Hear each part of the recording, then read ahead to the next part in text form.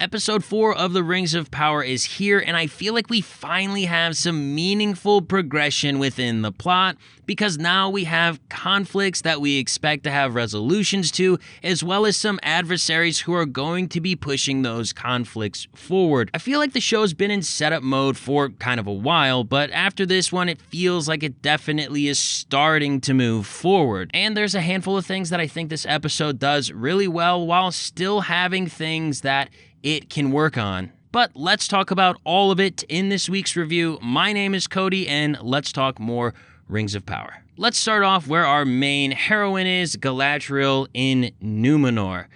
The show opens up with Miriel having a vision of Numenor getting engulfed in a giant wave and sinking into the sea, and she wakes up, she was having a vision, giving us as the audience maybe some foresight into what is to come, as well as allowing the scene to serve as some motivation for decisions that Miriel is going to make later on in the episode. Overall, I think that the scenario in Numenor does a couple of interesting things. I think meeting and being introduced a little bit more in depth to Pharazôn, the type of person that he is, the type of influence that he has within Numenor, is going to be something that is going to be fascinating to see unfold as the episodes go forward, because this man is definitely adversarial to the story, and I think there's potential here. We didn't get much dialogue or much from him, but he is definitely a man who is playing the game, so to speak. He is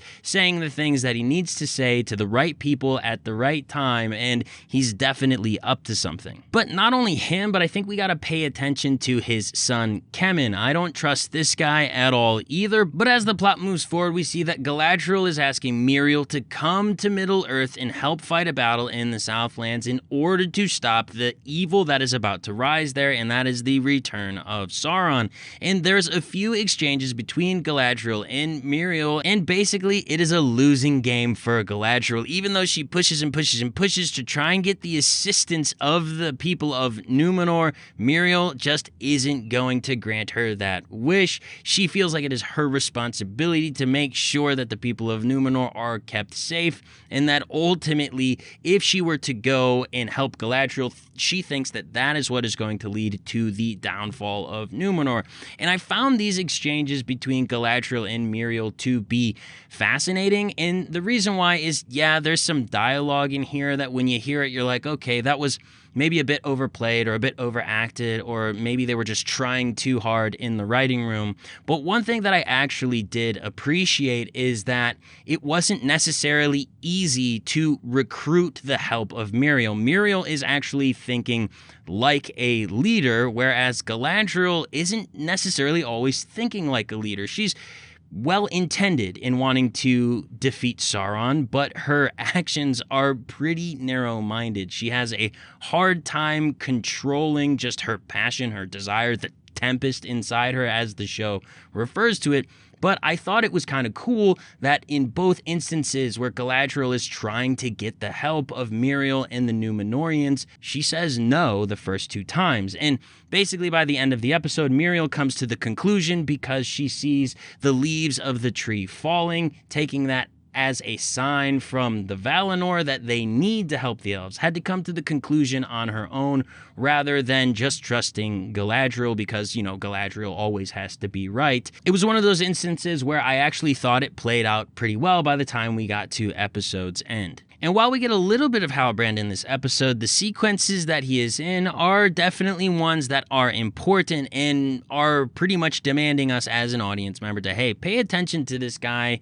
He seems a little bit gray, and he definitely was whispering into the ear of Pharazôn as Galadriel was making that escape from prison, which honestly, the escape from prison was just a bit too easy, I think, for Galadriel. And then, of course, the climbing of the tower.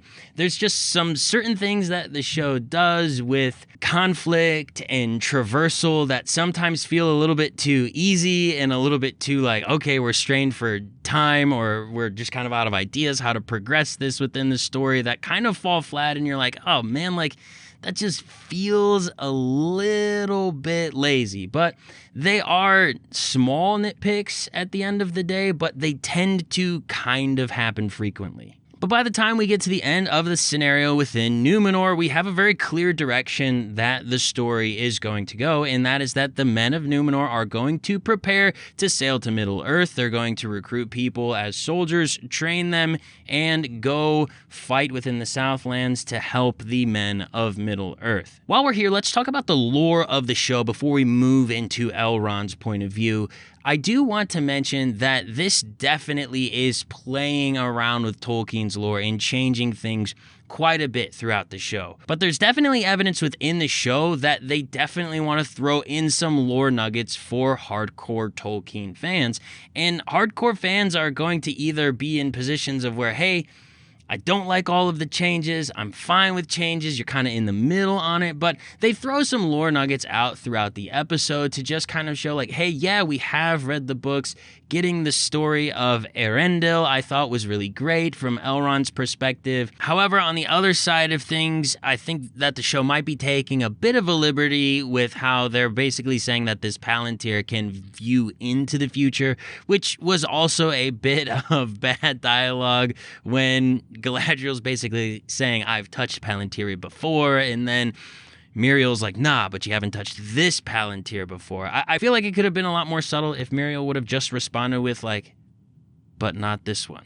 You know, just the fact that they kind of had to like add emphasis in language. It just felt a little clunky at that point to me. I just thought it kind of felt a little bit off. But now we will journey all the way across to the other side of Middle-earth, where we are going to look and talk about Elrond and Durin's story, where essentially Elrond goes to Durin after having a conversation with Celebrimbor to try to discover what are the dwarves up to in Khazad-dûm, because something definitely seems a bit off.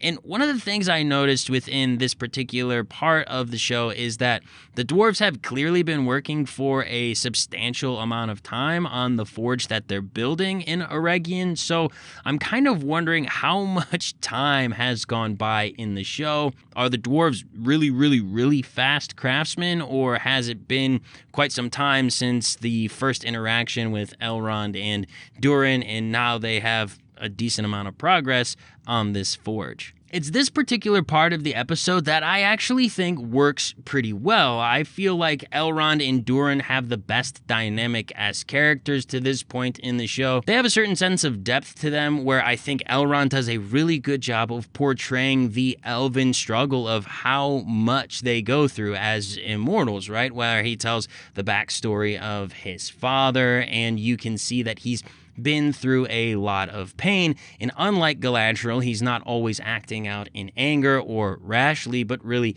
patiently and using the wisdom that he's gathered over the years to properly negotiate and build his relationship with the dwarves. And it's in this episode that we find out that the dwarves are mining mithril, which is the most valuable ore that the dwarves have ever found. However, we find that it is very dangerous to mine, and that there is some deception going on between the dwarves and the elves. And even though Elrond and Durin are friends, it seems like Durin is still not quite ready to trust Elrond in this process and feels like there is something more going on, because there definitely is something more going on. What is this giant forge that Celebrimbor wants the dwarves to build going to be used for? And that is the conflict that needs resolved from the perspective of Durin, and Elrond is in the middle of it, trying to be both a loyal servant to the king and a loyal friend to Durin, and maybe there'll be some tension with that going forward. And lastly, let's talk about the events in the Southlands. We see Arondir, who is in the orc prison still. We get to meet Adar and have a face-to-face conversation with him. We find out that Adar is an elf, and there is something that happens within the conversation with Arondir and Adar that has me feeling that we might get another flashback at some point in the show, because what happens is Arondir tells Adar that he is from Beleriand. Beleriand was not on the map in the prologue sequence at the beginning of the show. Potentially, this could be an oversight, but if you were to look up Beleriand, you would find out that, hey, there was this whole section of Middle-earth that used to be there that isn't there anymore, and because of the War of Wrath, it is now sunken into the sea. So I'm feeling like at some point or another we will have a little bit of Beleriand, because it just kind of seems weird that they would mention it in the show with very little context of what that place is, without the possibility of being able to revisit that location in that scenario at some point in time. And maybe there is rights issues. I know Beleriand is definitely mentioned in the appendices of The Lord of the Rings, but to what extent can they use the narrative of the destruction of Beleriand? I don't really know. But with that sidebar being out of the way, Arondir and Adar have their conversation, and Adar sends Arondir back with a message for the people who are hiding out in the watchtower. And we also find out that the people are there and they don't really have any food. So young Theo decides that he is going to muster up the courage and go down to the village and get some food from the storehouses. And we have yet another scenario where encounters with the orcs play out through like a horror sequence. And I thought that this part of the show was pretty fun. I thought that it was a fun scenario for them to utilize conventions of horror from the perspective of a young boy getting away from orcs. And of course, he gets rescued by Arondir before getting slain by an orc, and you have a runaway sequence through the woods, giving us that neat slow-mo shot from the trailers. And yes, they all get away, but not without Theo getting a little bit hurt. But the main thing the show wants us to pay attention to within this scenario is the hilt of the blade that Theo has. What in the world is it exactly? And how is this connected to Waldreg? Who is that guy? What is his affiliation with Sauron? Where is this going? Is Theo gonna end up getting corrupted? Is he going to stay good? All will hopefully be found out by the time we get to the end of the season. In conclusion, by the time we get to episode's end here, we can see that the plot is progressing forward, and we can have some conflicts that we can expect resolutions to by season's end, and some adversaries who are going to serve as obstacles within those conflicts. I think that it's still a bit of a slow burn, and I'm hoping that the show's pacing picks up, but at this point, I think just the multi-point of view storytelling is just going to make that pace still feel a little slow. However, I'm having a good time watching this show. I wouldn't say it's great, I wouldn't say it's excellent, and I wouldn't say it's bad. I'm just pretty much really in the middle of this show, and I kind of have been from the very beginning, but I do enjoy watching it, and I enjoy talking about it and analyzing it, and I appreciate all of you who've watched these reviews, especially all the way to the end to this point. If you enjoyed it, please make sure to give it a like, and anything you think about this review or the show, leave down in the comments below. I've loved talking to you all down there, but for now, I'm signing off. Thank you so much for watching, and I'll talk to you next time on Parallel Quest. Bye-bye.